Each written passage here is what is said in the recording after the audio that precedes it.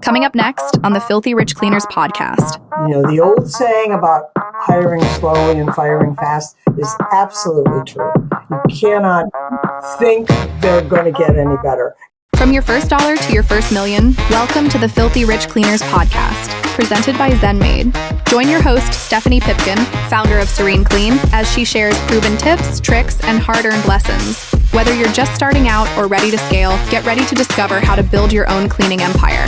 Let's roll up our sleeves and dive in. Hello, everyone. Welcome back to the Filthy Rich Cleaners podcast. I am your host, Stephanie from Serene Clean, and today's fantastic guest is Sharon Cowan, who has the absolute wealth of knowledge that I cannot wait to get into today. She has been in our industry for literal decades and has seen the full gamut, residential, commercial, and has ran incredibly successful cleaning businesses. And I cannot wait for you guys to meet her if you haven't met her before, and for us to dig into the details of her story. So Sharon, thank you so much for joining us today. Thank you for having me. This is a pleasure. I've watched listened to several of your podcasts, and I reached out. I said, I want to be on that. That's very popular, and so informative. So I do thank you for having me. Yeah.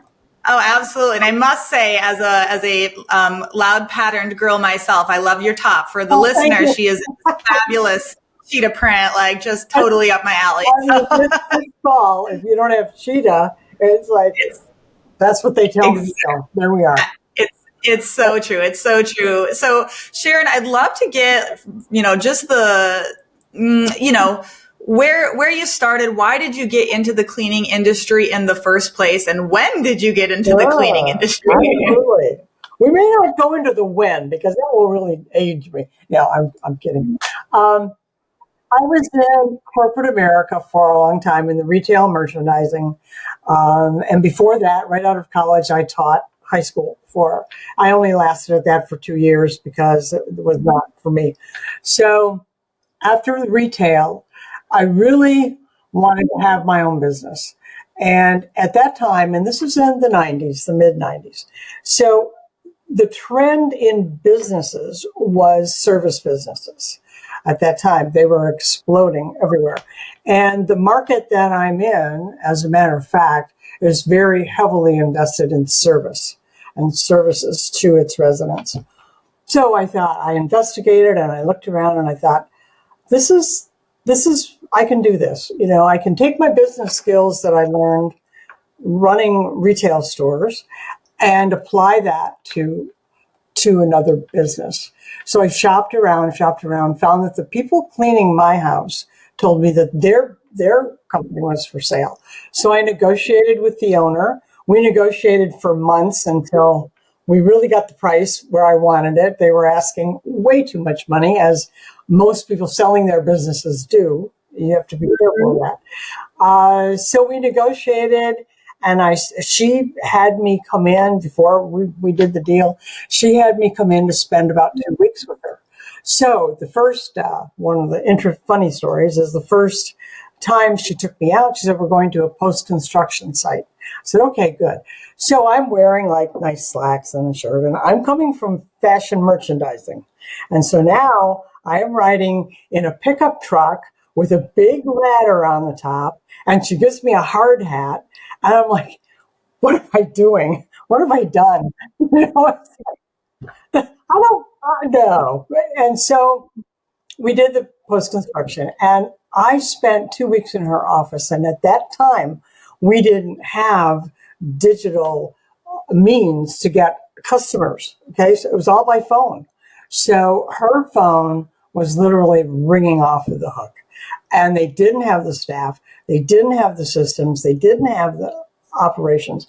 And I spent those 2 weeks and I thought, this is a gold mine waiting to happen. There is so much profit here that's not happening that could be, and I want a piece of this. So I started with 6 employees. That she had one office person and 5 people. And when I sold it, we had 140 people, and we were spanning 4 counties. So it was quite a growth spurt, but I took to that business all of the business expertise that I learned in retail and working for a large company. I just transferred that over. And of course, I had to learn the business. I knew nothing. I cleaned my own house once in a while, but I didn't know how to professionally do it. So, and one of the pieces of advice I can give the listeners is to attend every convention, every event, every learning opportunity, podcasts like this, any place where you can increase your learning is going to help you. And that was my lifeline. There was no ISSA. There was no ZenMaid. There was no ARCSI. There was nothing but the Building Service Contractors Association, which was all commercial. There was nothing for the residential people. In fact, Debbie Sardone and I, my good friend, we did several seminars and workshops together early on because people just weren't getting the information and they were hungry for it. So that's kind of how I got my start. It just went from there. So first off, you could say it was a bit of a growth spurt, the biggest understatement of the century right there. I mean, when you're saying that many employees, and was that specifically all residential, or were you also doing commercial when you Okay, come? so we moved about first year and a half into the business. I started getting calls for commercial because we promoted ourselves as very professional. And, I dressed the part, I presented myself professionally, and customers like that. So commercial customers love that. So they were very attracted to our company. And I started doing more commercial work. In the early days of the commercial work, I didn't really know how to estimate at all. And I got burned. It's no wonder they hired me. I wasn't charging anything. And so I learned fast, quickly. But there was just the difference in working with business to business versus business to the consumer and the homeowner is huge. And for me, my preference led me to the commercial side. Now, the residential, I wanted to keep and grow because the cash flow. When every business needs cash, and you don't have the same kind of cash flow in commercial. Okay, it's 30 days you wait for your money usually. So I kept that, but I quickly elevated someone to manage it because I knew I could not grow the company. And delegating and giving up and letting go of the reins is another huge step for business owners. She didn't always do everything the way I wanted, but I trained her and worked with her. It was fine. She managed the residentials. She dealt with the homeowners, and she did the estimating, freed me up to become involved in the community, which is also very important, and to grow the commercial side, which was a much higher revenue. So it takes 10 residential customers to equal maybe one or two good commercial customers. So I'm dealing with one or two here versus 10. So it just worked for us, So true. And I think that it's so easy to get incredibly overwhelmed by commercial opportunities, even if it's like, oh, this is going to quadruple the size of my business in one fell swoop. But then it's like, oh, we have to figure this out. And I think our biggest commercial account, I believe, is the equivalent of 45 residential average clients. And it's like, when you say it like that, when we got that bid and we actually got the job, we were all like, oh no, we got it. We got to figure it out now. But we did figure it out. And now I'm like, the effort that we need to put in there compared to the equivalent in residential, it's a no-brainer. It really is. But like you said, residential is fantastic for cash flow until you are established enough. So it sounded like you really grew in leaps and bounds once you started getting into the commercial from a revenue perspective. We did. Yes, we did. We got some large schools. We got one of the wins that I made note of was I think we were 2.5 years into the business at a networking event. Another important piece of your business is to be there, show up. At a networking event, I met a gentleman who worked for a regional bank and introduced, changed cards, blah, blah, blah. He said, "Oh, I think we're looking for a new janitorial company." And they had 11 branches at the time. So he said, "Would you be interested?" I'm like, "Yeah, yes." That's a hard yes. And so he said, I'll put you in touch with the right person. So we did that, did the bid. I worked on that proposal. It was the biggest thing we had done. It was $300,000. And we had, in one account, which is really very scary and not the right thing to do. But I worked on it, and we got it. And I mean, it doubled my business at that time after 2 years. But it was a lot to learn. It was a lot to learn. The staffing and the inspections. And what people don't think about is the payroll costs. I get a lot of clients who say, "Oh, I have this opportunity. I'm going to build a bid on this college, and it's all these buildings." And I'm saying, and you probably won't get paid for 45 to 60 days. And you have to cover all the payroll for that. And so you get paid thousands and thousands of dollars. So my recommendation is to start small and build your portfolio, build your bank account so that you can handle when you get a bigger opportunity.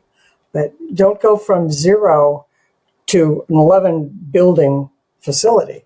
It's not going to happen. No, 100%. And I know a lot of people go the kind of revolving line of credit route. We've never done that. We've always been in the position like you've described of we have enough in the bank to cover that first month, because like first month to month and a half that you are covering. And the larger the account, the more we're talking. And I remember we had gotten a really large government contract, and I made it very clear we were the subcontractor, and I said to the contractor, "If you do not pay by this day, I'm pulling my entire team because I can't cover the payroll." It was that high stakes. And I hated that feeling that level of desperation around the finances of like, it needs to be this way. So there is something incredibly reassuring and relaxing about having that buffer, especially if you're getting into commercial. Credit, but it has to be paid back, and that's got to come from somewhere.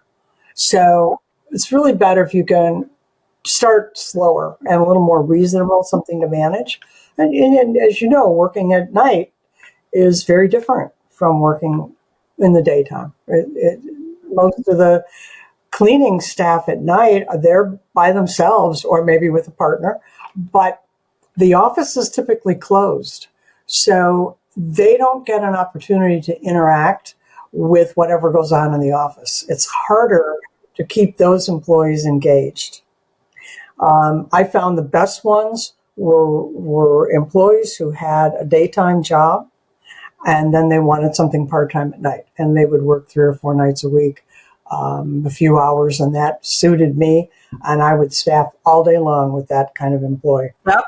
Completely concur 100% that my best commercial cleaners, they're part-time, and they have a second job. And because you have to be so much more independent, and because you're putting a lot of trust in them, and not saying you don't trust obviously your daytime, but it's like they need to be able to problem solve. And it does feel really high stakes. And I love the one story you said on your intake form about the bank, you calling them up and being like, "How did it go?" And his response.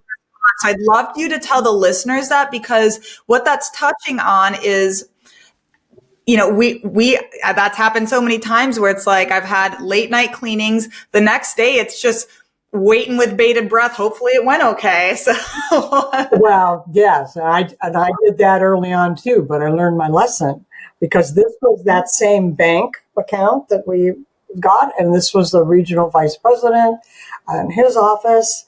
And so we had the crew there, and I called him the next morning. and said, how did the cleaning go last night? And his words to me, and this was a game changer for me, his words to me were, Sharon, it's your job to know how things went last night. That's not my job. Mm-hmm. And that about took me off my feet. And I said, okay. So my policy from that day forward was that someone in management, supervisor or myself, had to personally visit a new account the next morning. Had to be there the next morning. Just show up, pop into your contact's office. If they don't have time to see you, wave, let them know you are there following up, and walk the building. If you can't be there at night, and I didn't go at night all the time, I had supervisors who that was their job. But it was somebody in management had to be there and had to show up and had to say, I'm feeling things were very good. I found a couple little things. How do you feel? And that way they know you're on top of it, and you're going to be their partner in taking care of their building. And that's all they want. They just want somebody to show up, do a good job. A lot of them don't want to pay much, but that's the way it goes. That is such a golden nugget of that first service coming in and checking and being proactive. And it really makes it look like you know your stuff. And obviously it's giving you that opportunity as well to see what happened and have that feedback, but it portrays you as the expert. So I there's so many avenues this conversation should go, because I have so many questions. As you grew and continued to branch out into the commercial, how did the structure of the business from a management perspective look? Because you're telling me you had obviously you got this huge opportunity right away, right? And so that gave you the overhead to be having management and bringing that on. When the business was at full capacity and full size, I mean, I can't even fathom managing that many staff. That's truly incredible to me. So can you talk to me about the structure? What did that look like? How many layers did we have here? Sure. We had a general manager, operations manager. We had a residential manager. We had a commercial manager. And we had a woman who functioned, but not full-time, as a post-construction clean. We did a lot of that as well. So, but we didn't have that all the time. But she was a residential supervisor, but managed the post-construction. So, and then the supervisors underneath had responsibility for 8 to 10 cleaners, or 8 to 10 accounts, and the cleaners that went with them. For the residential side, which the volume was lower, so we had the residential manager, and we had two, we called them supervisors. They could have been called crew leaders, but they were called supervisors. And they would do the running and check the homes and make sure everybody stayed on their budget of time, had the supplies, and they kept things going. So that's pretty much what it looked like. How was training handled from both perspectives, residential? And the reason I'm asking is because there's so many ways to skin this cat of the structure of the business. So I always find it really interesting to talk to anyone who's made it to a larger size. Like, how did we handle these different aspects? So who did the training on both residential and commercial? So the commercial side, the supervisors were responsible for training on the accounts they managed because they knew them best. On the residential side, we had 2 trainers, and they functioned as crew lead. They were cleaners primarily, cleaning technicians. Sometimes supervisors trained, not always. It depended on who was best suited to do that, because I really feel strongly that a trainer has to have people skills first. Then they have to have technique skills. Okay? Because someone that cannot motivate and train and inspire should not be training new people. I mean, we even had occasions where we said, "Oh no, we can't have new people around this person. They'll leave in 30 minutes. We can't do that." So you have to be very careful about who is designated as trainers, and it's always been my philosophy to go with personality, attitude, ability to talk to people and give corrective information to them without making them feel that big. And so it's a people business. We're in a people business. There's customers or employees. That's what we're all about.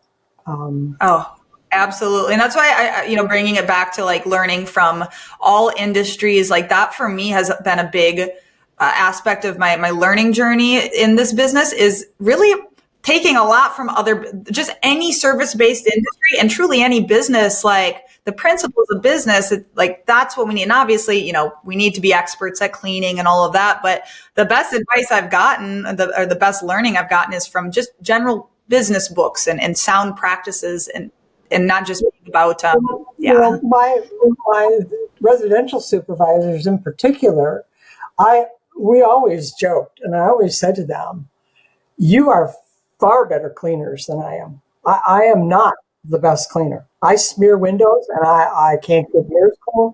It's not what I'm really good at. What I am good at is running a business and making a profit. And that's where we need to be, And so I think that as you grow your business and you start not cleaning anymore and it behooves you to learn everything you can about how to organize the business and take your cleaning hat off and put the business owner hat on. And they're very different, they're very different. I'm sure you see a lot because I've definitely, I do my own consulting and just so many conversations with newer owners, and there are, and sometimes I'll say it, sometimes I won't, where in my head I'm like, this person's a great cleaner. They're going to need a lot to be a business owner. And I think that, taking it back to the E-myth of like, just because you're a fantastic baker doesn't mean you have any business owning a bakery. And is that something that you see often as well, where it's just like, whoa, like a lot of transformation is going to happen before like you're truly the owner that you need to be? And I see it at various revenue levels. And it's a little different. I see people coming out of, let's just say and I'm not going to use big numbers, 500,000, and they're approaching $750,000, trying to grow, trying to go, but they're still doing things the way they did at 300,000 or 400,000. They're still tightly controlling, and they're still not learning about their numbers. For one thing, I find it very common that young business owners don't understand their numbers. They don't understand how they have to price to make a profit. And if they don't make a profit, don't do it. You're here to make a profit, so, but you can tell kind of right away, you are going to need to let go. And if you want to grow, if you want to stay at a certain level and you're happy there, great. That's your choice. Yeah, absolutely. Looking back at your guys' business growth, I think talking about revenue stages and different barriers that we hit at different ones, and the development and changes that we've had to go through. Because I've definitely, what you just said, I can fully attest to, of like, okay, these behaviors got me to here. They are not going to get me to here. And we had to do a lot of, and that's every single stage we're at, right? Like, it's more money, more problems. It's just different problems, right? And so, is there anything that stands out to you where you really had an aha moment of like, this whole thing's got to get revamped, or me, Sharon, I need to change a lot in order to get where I want to get to? Mm-hmm. I think when we started expanding geographically, I felt we had maxed out our market where we were located. So to get the revenue I wanted, we had to move geographically. That presented an entire different set of problems.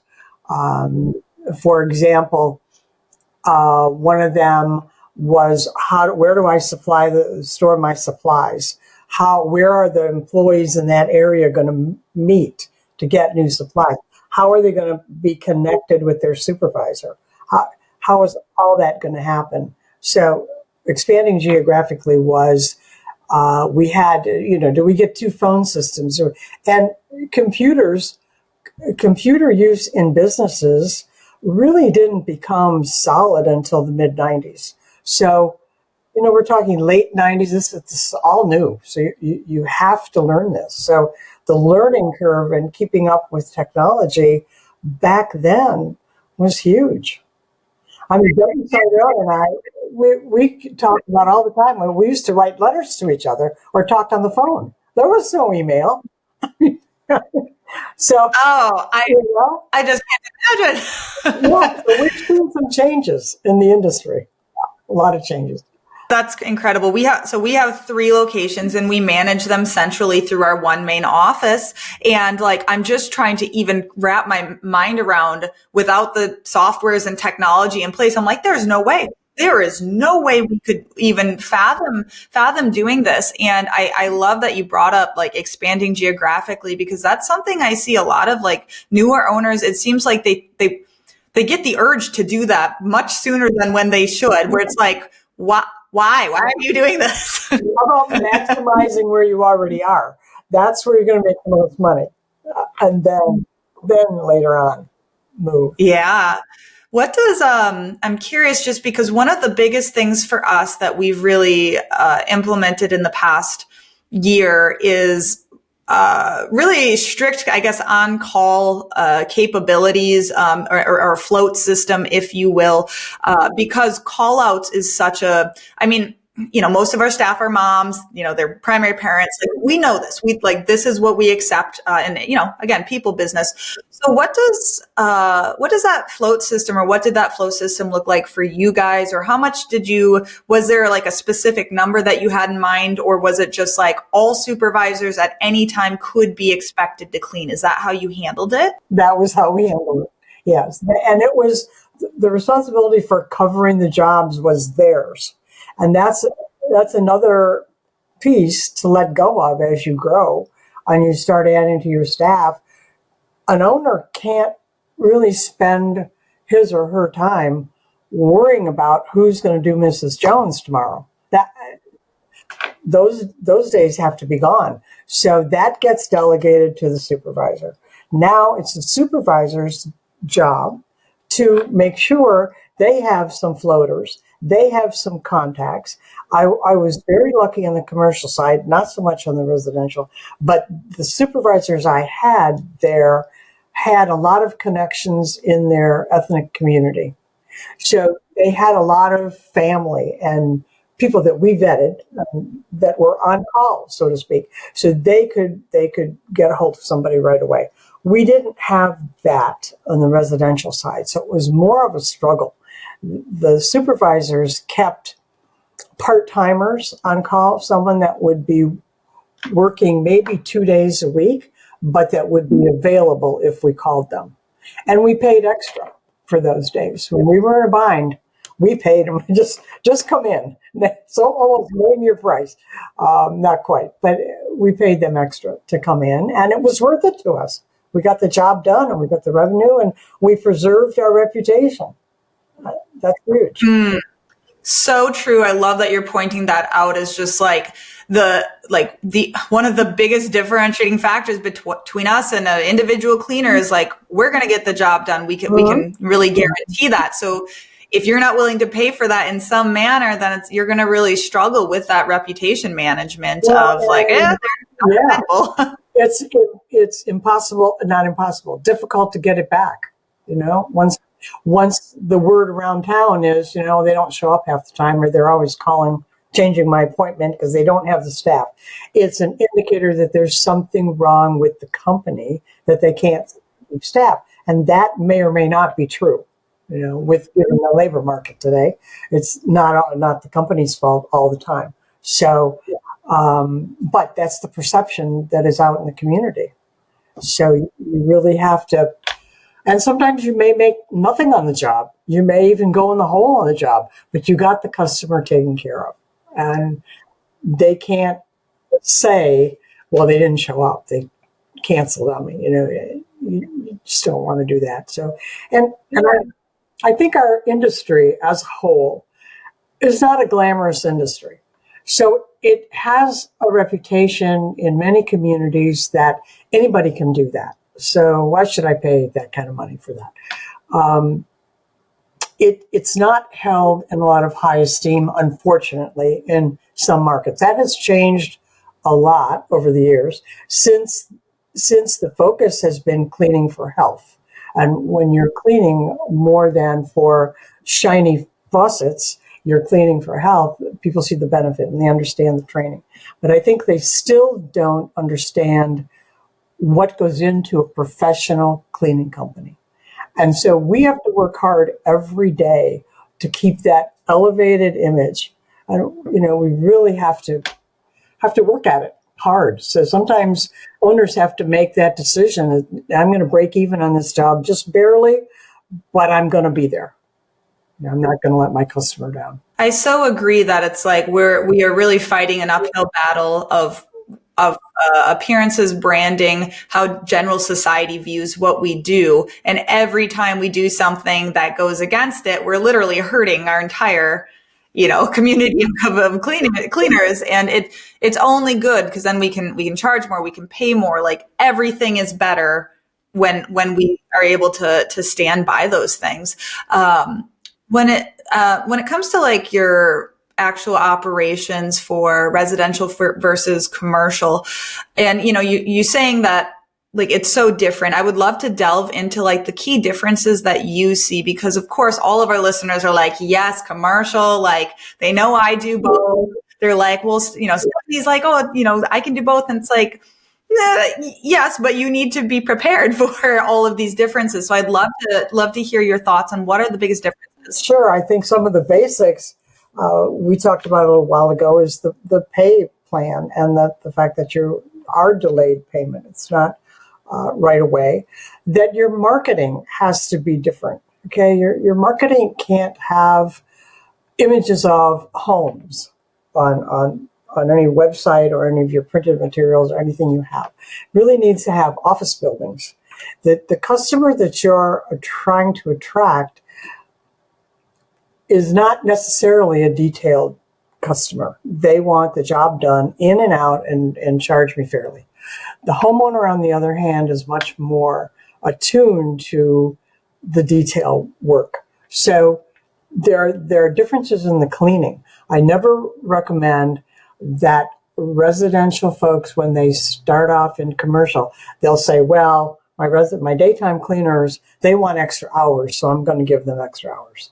That's a big mistake because the residential cleaner tends to clean slower and much more detailed. So to give you an idea, the productivity rate in average home cleaning is maybe 700 square feet an hour. In commercial, it's 2,500. That's average. Now, medical facilities, you do a little slower. That's lower.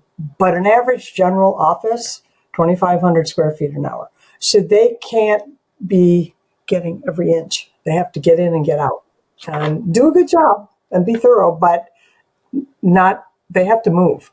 So it's very hard for residential to make the crossover to commercial. Mm-hmm. Totally agree. If our house cleaners are going into commercial, it's just like, they're overwhelmed because it's like, oh, how could I possibly get through this in the allotted time? It's not possible. It's like, well, yes, it is. But, just having that different eye, it's hard for a person to switch on and switch off like that. Mm-hmm. Mm-hmm. Yeah. And I think that the commercial customer needs a lot of, typically for quality control, we do on-site visits every month, okay, at least once a month. New accounts more, like I said, the very next day, and then again at a week, and then at 10 days, and then you kind of wean them off to you're not there quite so much.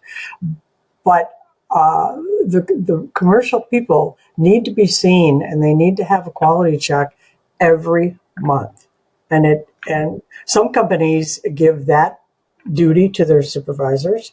Some have their salesperson. If they have a salesperson, the salesperson does that. In some cases, an operations manager may do that. An owner may do that, depending on the size of the company. But somebody has to be out there. And what I'm finding that has me not real happy with the industry right at the moment, and that is our trend as an industry to become more digitally oriented. And I know that the industry as a whole has a reputation for kind of being the last ones to do anything new. Mm-hmm. Very old school, yeah. So now I am seeing, and it happens in residential much faster than it does in commercial. I don't see the progress in commercial as much as I do in residential. It's almost so we've lost human touch with the customer, that everything is by text or by email or answer or go to your portal, and I even read in one of the Facebook groups that I follow the other day where there was a big discussion about not calling a customer back to do any follow-up. The people who were chiming in were suggesting that that's a waste of time. Customers don't like that. But to give thinking and strategy to the people in the group and to new people in particular that, oh no, you don't want to call a customer back because you might be bothering them. It made me sad. It made me really sad that we are a people business. This is a human interaction people business. And yes, we use technology to move our business forward, certainly, help our workflow. But I would caution against losing sight of the human engagement that you can get with customers. In some cases, you're the most friendly voice they're going to hear all day. And it's just like some employees, we're the happiest place they're going to be. Their life is such a mess that they're happy to come to work. So we have to keep that in mind with the customers too. Let's not get so digitally oriented that we don't have any personal contact with customers. I totally agree. And I think that when you're smaller or you're just an owner operator, like, you know your customers, you know their kids' names, you know everything about them. And as you scale, of course, like, that's gonna change somewhat because that you can't be that close with them. But it's like, how can we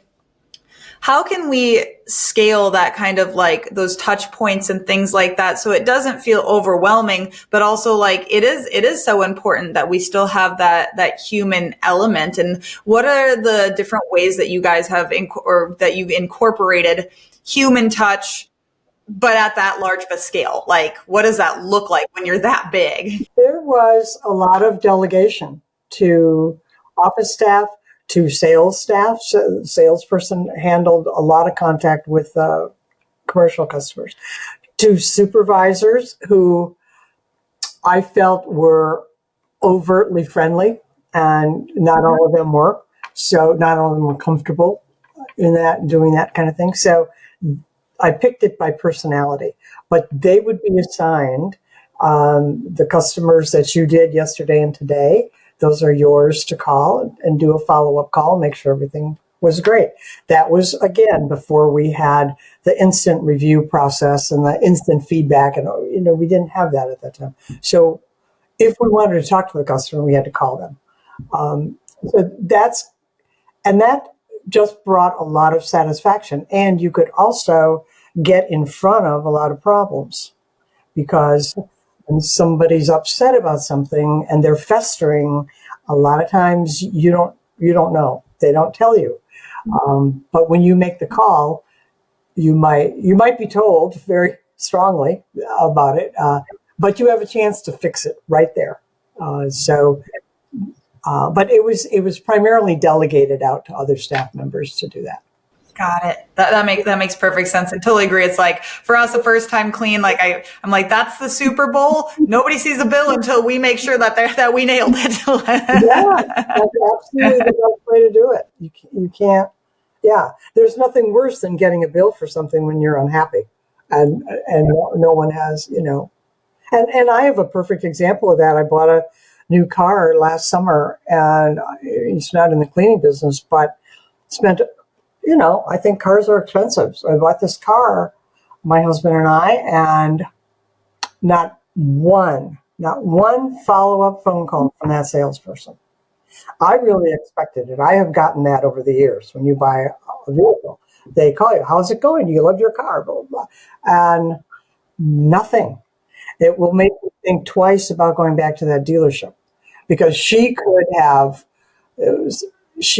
really developed a rapport with me, and I could have sent her a lot of people, but she didn't care. So that, Well, what you're saying right now is highlighting the importance of really analyzing our own day-to-day experiences with whenever we're purchasing anything. When I'm like, I love Chick-fil-A, and you know why I love Chick-fil-A? It's not just the food, right? It's everything about it. Everything about it is literally perfect, because they focus so heavily on it. So it's like, what can I, like, every time I leave Chick-fil-A, I know what I'm getting. I know exactly the friendly attitude. I know how fast it's going to be. Like, everything about it, I know what I'm going to get, and I'm satisfied every time. So it's like, what can we take from these experiences, or for you, that opposite of like, you just made a huge purchasing decision and it was a total ghost town after it. Like that makes you, even if you like your car, I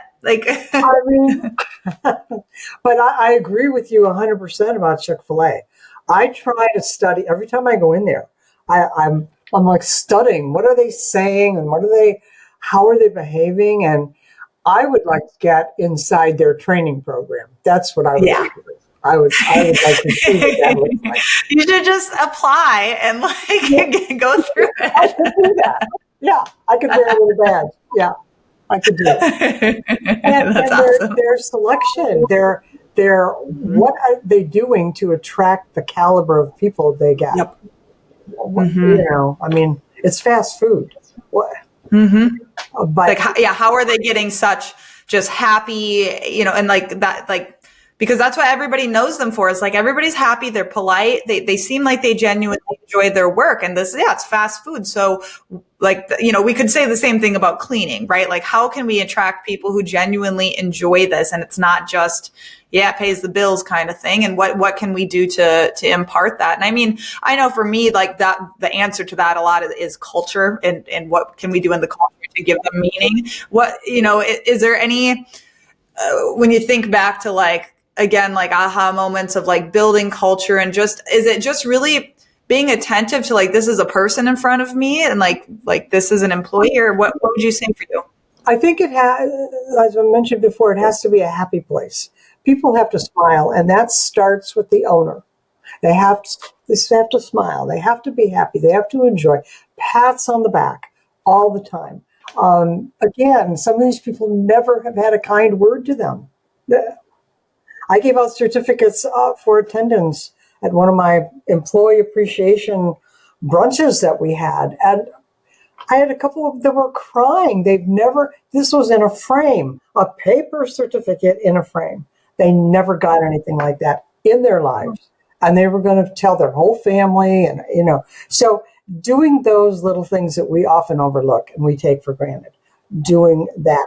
And then I think the other piece, I feel strongly that the other piece is eliminating the toxic people that are in your workplace, because they will destroy everything that you've taken years and months and hard work to build.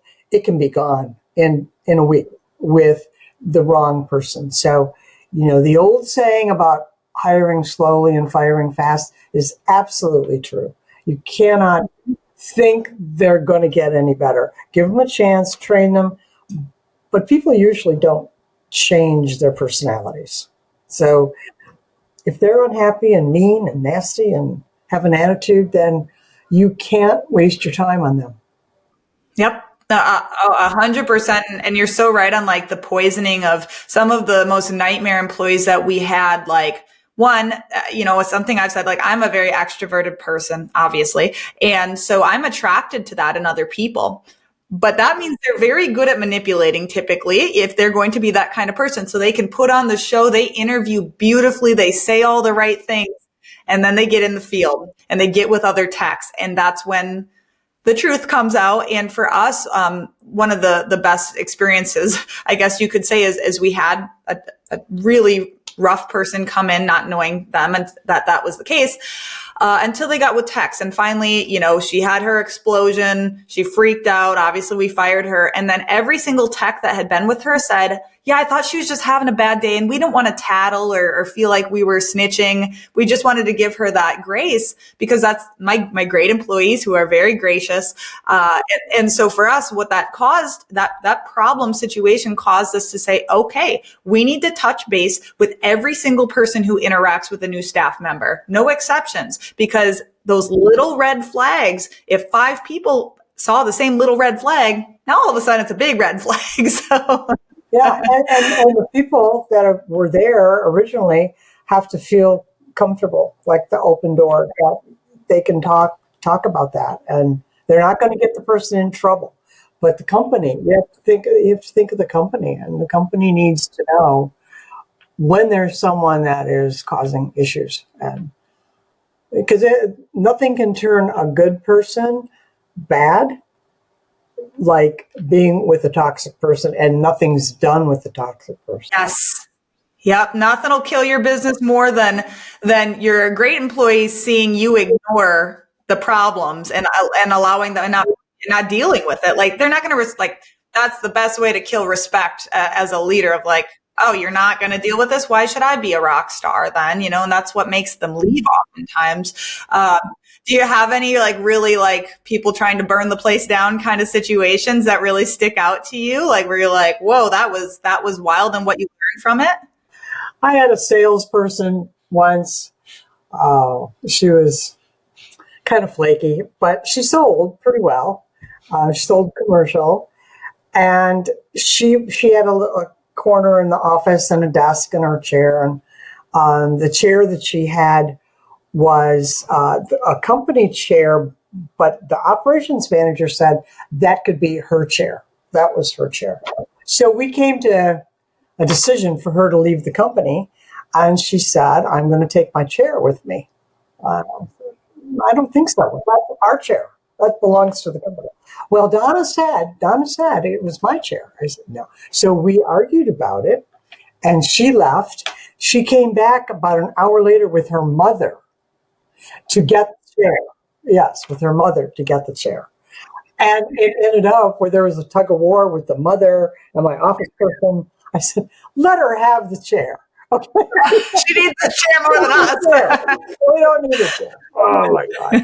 So she was scary. She was there, but to come back with her mother demanding the chair. Yeah, bring the mom into it. Then we know things mean business. Do you guys have any, for us, honestly, we have a really pretty strict policy on no partners, no married couples, because we've had such a horrific success rate with it has gone poorly every single time for us. And maybe that's not logical, but sometimes this happens for us where we're like, no more of that. Cause it opened up so many, do you guys have, or did you have any, we will not do this, or even with accounts, like commercial accounts for us, we have some that we just are not successful with this particular type of commercial account. So we don't bid them anymore. Do you have any of those? Yes, it's better. Yeah, it's better if you know them. As far as accounts, we didn't do restaurants. Same. No restaurants. No, thank you. And we didn't do hair salons because the hair, people don't think about that, but the hair is on everything. So it's in all of your cleaning rags, your cleaning cloths, all have to be washed separately every time you do this. Because you can't wash them with the other cleaning cloths. You'll have hair all over everything. And then when we did a strip and refinish on the floor, and of course there's hair that gets waxed over because you can't see it all. So a couple of those, and I said, no more, and they don't pay well. Car dealerships don't necessarily pay well. So we stayed away from those.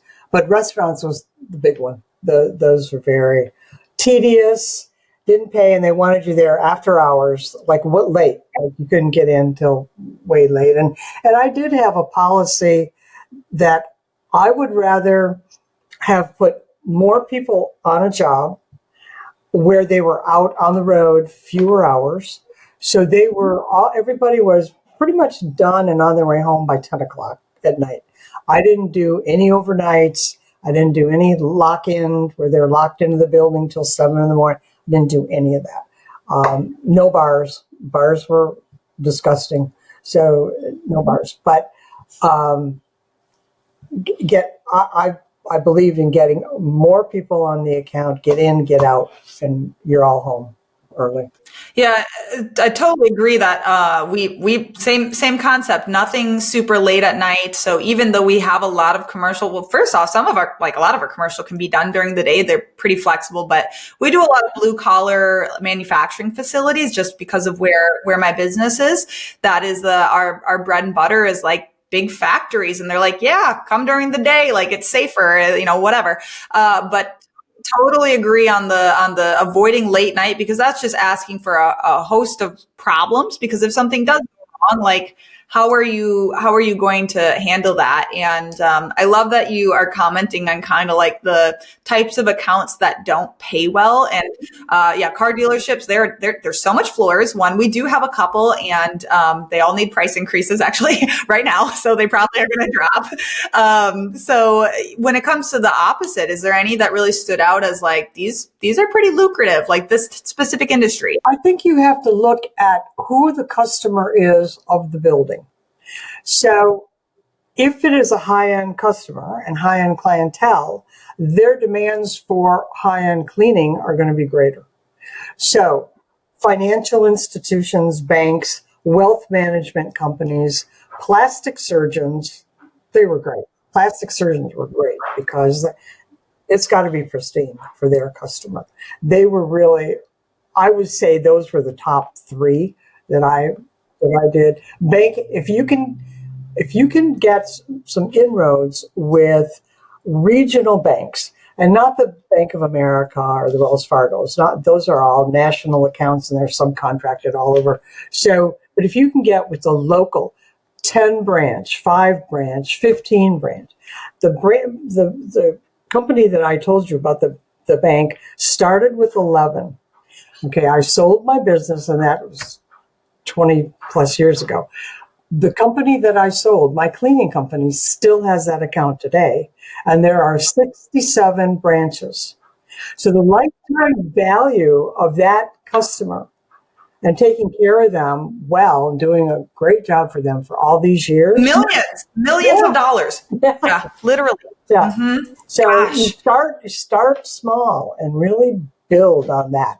Do that well, and then add the next piece and do that well and keep going. But if you're going to jump into the college campus, I mentioned, and that's your first commercial account, it's like going off the cliff without a bungee cord. You're just, it can put you literally out of business. It'll drain all the profit from your residential, and that you want to be careful of. You want to protect what you've built in the residential and slowly, profitably add the commercial. But don't risk either one.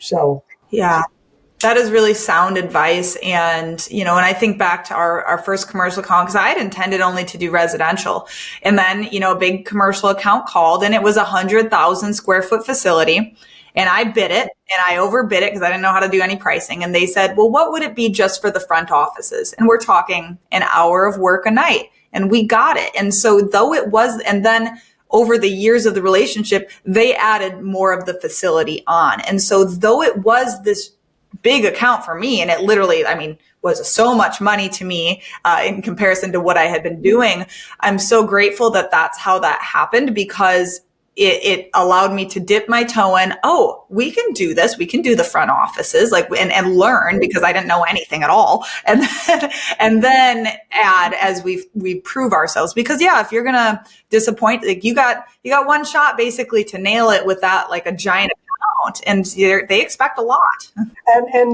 And when you lose one of those, it is different from losing a residential. Okay.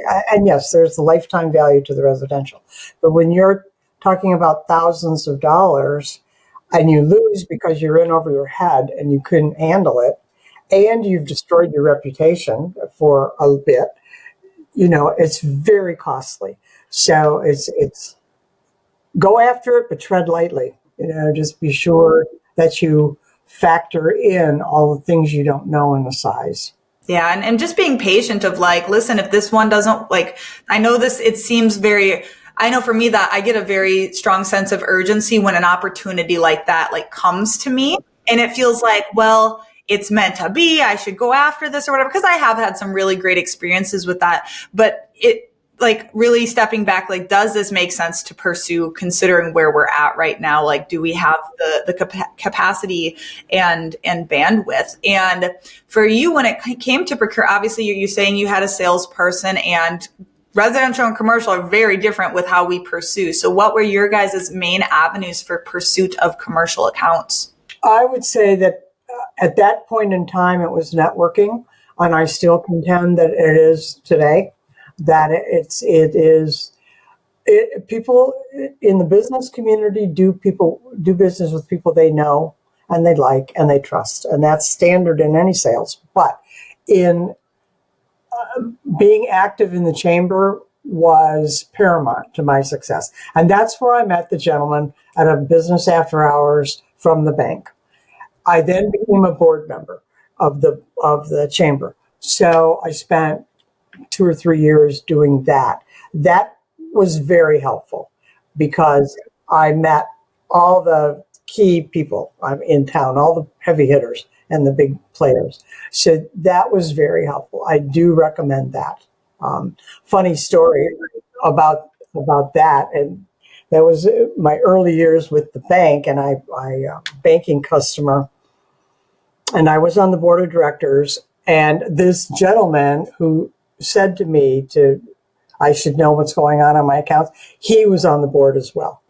So all these big players, my company was cleaning the chamber offices. Okay, we had that account. So I get a call from the police one Monday morning and said, could you come down and talk to us? I said, sure, I'll be glad to, what's going on? Is it nothing? No one's hurt. So I just come down. Okay, so evidently my cleaner, who was cleaning the chamber, stole all of the hard drives from every computer in the building. So they all came into work on Monday morning and fired up, and nothing. They were blank. And they had video in the building, so they saw him do it. So the police wanted to know what I knew about him, and blah, blah, fired him, he went to jail, all of that. Anyway, next board meeting comes up. And we're going over the profit and loss statement, and there's a big line item about computer repair, $5,000. And the director of the chamber happened to be a woman that was very professional and very kind. And she could have thrown me under the bus, big time, but she didn't. She said, well, we had some crashes and we needed to get them fixed. We had crashing all over. So she really covered for me. Thank God. What an elegant woman. My biggest customer is right there on the board, and that's all the banker needs to know is your employee stole. Great. So I was forever indebted to her. I mean, I would walk on water for her because she really saved my reputation. 100%. Like that type of thing. And I'm so glad you shared that story, because a lot of people would hear that and say, see, like, this is why you can't have employees. And it's like, no, like, at the end of the day, they're going to do things totally unexpected. Even if, like you said, like, I had like my first kind of really like not first, but one of the harder like theft situations happened in the past couple months for me. And it was with a staff member who'd been with me for 4 years, very, established staff member, and just like the shock of it all. But it doesn't mean I'm going to say, well, better shut down. Yeah. People. Yeah. I mean, you can go along and not have employees if you don't want to grow. I mean, if you want to just keep on doing this till your body breaks down, you're 45 years old and you can't walk, that's fine. This is hard work. It's really hard work. People don't really realize it till they've done it. It's really it's so difficult. And when I see people who have cleaned for 40 years and they're posting in the groups and they're like, yeah, I think I'm ready to hire. I'm like, I cleaned for like 2 weeks and I was like, I'm hiring. Like I can't fathom doing it for that long. And props to any listeners who are listening and I have done that physically, because that is absolutely incredible. And I will say this, I give props to anybody who survives a residential cleaning business. I think of all the segments, carpet cleaning, window cleaning, janitorial, residential, is hands down the hardest segment of our industry to do. It's the hardest to please people, to get employees, to manage.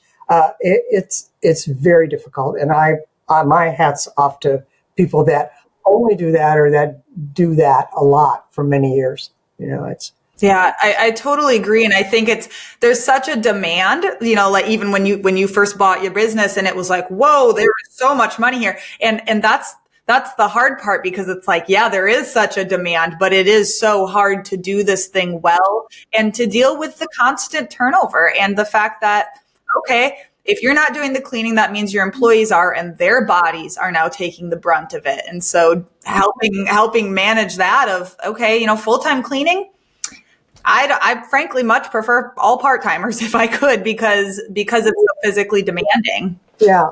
I was just working with a customer the other day who's doing a fairly large post-construction cleanup job. And the general contractor said he told him he wanted the cleaning crew there from 7 to 5 every day. When it's going to be a 7 to 8 day job, and there's going to need to be about 15 people on this job. And I told my client, I said, you need to go back to him and say, there is no way people can do construction cleaning for 8 hours, 9 hours a day. Well, they'll take a lunch, but they can't do it for that. 6 is the cutoff for me. 6 was always the cutoff for me. They're done. You send them to a house at 4:30 in the afternoon to clean. As a homeowner, I don't want them coming to my house then. I know they're tired. They want to go home. And I've seen many business owners who keep their people out till 6 o'clock at night. They're still cleaning from the day. They've been doing it all day. So you have to be conscious of that. It's really hard work. Yeah, you don't want to run people into the ground. And sometimes you have to be kind of the voice of reason, because I've had cleaners say, yeah, I want to have more hours. Give me more. We do it. 2 weeks later, they're either quitting completely or changing their mind and going right back to it, to their previous stuff. So it's like, people think that they can do this more than they can. And it's just a recipe for disaster physically and mentally, burnout as well. So I love that you're so cognizant of that. So when you sold, I mean, gosh, I did have to get my business evaluated previously, and that was quite the process. And I had no idea how extensive that was. So for you, why did you decide to sell your business? Well, it was peaking at the time, and I had a new grandchild, and so I knew that, and my accountant had told me I was never in it to be in it lifelong. And here I am still in it, but not in a different way. Yep. It's kind of my passion, it's in my blood. So I really wanted to spend time with the grandchild. And my accountant had always told me, when you peak is the time to sell. Don't wait till you're tired and you're burned out and things go down, down, down. And so I made the decision, and I was getting a lot of calls from other owners that I had met at the old ARCSI and the conventions and stuff for help. They wanted me to help them with their business. So I was already doing some coaching. And I sold it to a gentleman who happened to, back in the Yellow Page days, he was looking to move to Florida, and he was looking for a business to buy. He had been in the janitorial company business in New York. And so he saw my Yellow Page ad that had the emblem for BSCAI, the Building Service Contractors Association. And that struck a chord with him. So he called, and he wanted to come to work for me. And I said, with all of your experience, he had 25 years and big businesses. And I said, I can't afford you, but I may consider selling. And he said, I'm in. Talk to me about it. Let's talk. So we negotiated, and it was very easy because there was no training to do. He already knew the business. And so we just sort of fell into it. And, that was it. He asked me to stay on for 6 months to a year as a independent contractor to do sales for him, because he knew I was really embedded in the community and people knew me. And so I did, I did, part-time, but I was working on the consulting business and then selling for him. And then after a year, I had too much other business to do. So I stopped that. Yeah. But so at the beginning of our conversation, we talked, you had mentioned the fact that a lot of owners try to sell for way more than it's worth. Is that because they are mostly residential? Do you I've always felt if I were to buy a cleaning business, because an opportunity did kind of come up recently where it was in talks, and they had like 60 commercial accounts. And I was like, now we're talking. This is more attractive to me, right? And so, why do you think that people so incorrectly see what is it that is not as valuable as they think? Is it the residential client list? I'm like, well, yeah, but I could get that. That's been always my mind. We don't really pay a lot for that, unfortunately, because again, it's hard work. Residential owners work every bit as hard as commercial owners, if not harder. So, but their customer base can be replaced unless they're upwards of 600, 700, 800 recurring customers. If you have 50 or 100, anybody can, and not anybody, it's hard work, but it's easier to replace those. You can get those. Commercial is driven by contracts. So there are contracts. Now the contracts can be broken. Doesn't mean they can usually have a 30-day out. They can be broken, but it's much less likely for that to happen. When I sold my business, I took the new owner around to all of my key commercial accounts, and I introduced him and talked about his background, and they felt very comfortable knowing his background. So that was fine. The residentials, at that point in time, were not in contact with me. They didn't know me. So it didn't really matter who owned the business, just as long as the rates weren't going to go up and their favorite cleaner was still going to be there. So yep, that's all they care about, really. Yeah. What was when it comes to your cleaners? Was there any turnover specifically because ownership switched hands? I can think of one. It was a supervisor. I can think of one, and no, because he had managed people well enough to know how to handle it, and we broke it to the management staff first and had a celebration party, good luck wishes and all that for both of us. So, and the fact that I was going to be there, I only went in a couple days a week when I felt like it, or when he had appointments, we called on customers. But so they still saw me. It worked out. It was a very smooth transition. I was very fortunate. Yeah, it sounds like it was perfect timing. It really aligned with what was going on in your life, and probably just really felt right. And I would always, if I were going to a business broker, I would definitely want one that had sold a service business. That should be an experience that they have had, so that they're more comfortable with how service businesses react and looking for buyers. So you would advise if somebody is interested in selling, that's listening, would you advise them to go to a broker and obviously ask for that specific kind of expertise? Yes, I would, because they're going to have avenues. I mean, you can try to sell it yourself and publish ads in trade publications is a good place. Business journals are another good place to put ads. Biz Buy and Sell is another place. There are other outlets you could try first before the broker. But you would definitely need an attorney if you don't use a broker. And you probably should have an attorney anyway to look over the numbers. Right. Yeah. It's definitely something to get an expert in for sure. So nowadays, obviously you have your coaching program, you have your podcast. So what does your life look like now? And I would love to hear kind of how you approach coaching. Obviously everybody is different and we have our different styles and methods. Like if you were to describe your elevator pitch of what is your style of coaching? Sure. I would say it is very personalized. It's a very customized one-on-one. I don't do group coaching at all. And I don't have canned programs. I have some video training programs on my website, post-construction, knowing your financials, which is really a hot button for me, some on marketing. But I have those that are separate and they're PowerPoints narrated, that are learning. For the coaching, I really customize everybody's proposal. We do a discovery call and I find out what it is they sense.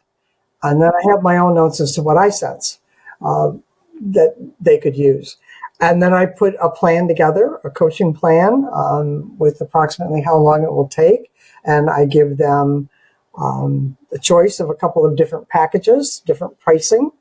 I work with them financially so that it's more affordable for them. I wouldn't say necessarily that it's affordable in that it's inexpensive, and it's not the most expensive. It's kind of in the middle, pricing wise. And we go from there. We set up our calls. We do Zoom calls. We do those usually once a week, and I have a lot of, I was a teacher back out of college, so I have a lot of handouts. I'm big on templates to form out, fill out, checklists, and all that stuff. I think adult learning is easier that way. Absolutely. 100%. And just love that you really make it a personalized approach. And your podcast, how often are new episodes going out over there? Our episodes are out every week, and they're being managed by a company called The Profitable Cleaner. James Harper is in that. It is, again, more commercially oriented, but some really good business tips. Like we give a lot at the end of the year, with end of year planning for everybody. We give a lot with turning customer complaints into raving customers, that kind of thing. Quality issues, some marketing things, but some general business things that are really good too. Oh, love that. We'll definitely be linking that in the description below, guys, and definitely give them a listen, especially if you are interested in commercial. And I know I'm going to be listening because I'm always looking to learn more about how can we scale, and definitely, profit in commercial is a interesting conversation. And that kind of brings me to, I know that this is going to go live after your Made Summit talk, but your Made Summit talk is actually going live tomorrow. I know. At noon. At noon. Yes. Yeah. Mine's right after yours then. Tomorrow. We'll stay on. Yes. Yeah.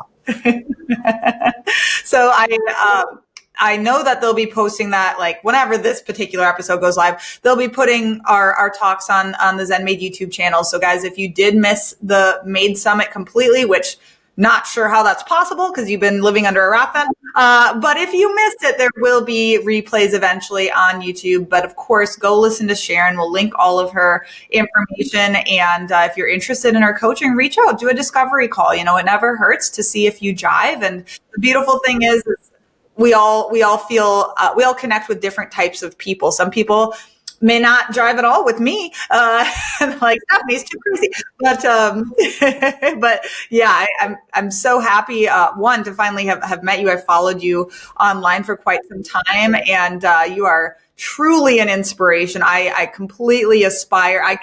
To even get to a fraction of your business success would be a dream. So thank you for your time. You are moving upward all the time. You're quite a force also. So thank you, Sharon. Well, it's lovely to speak to such an inspirational woman and leader. And I look forward to another conversation in the future with you. Love it. Would love it. All right. Awesome. Well, thanks everybody for watching. Hit that like, hit that subscribe, leave Sharon some love down in the comments, and we'll see you on the next episode of Filthy Rich Cleaners. Bye, guys.